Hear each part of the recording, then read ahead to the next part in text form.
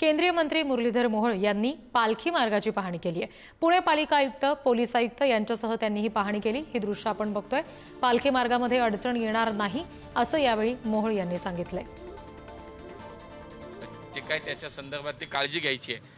एक चांगल्या प्रकारचं बॅरिकेटिंग केलेलं आहे, त्याला अजून काय संरक्षित करता येईल, त्याच्या बाहेर एक बॅरिकेटिंग करता येईल।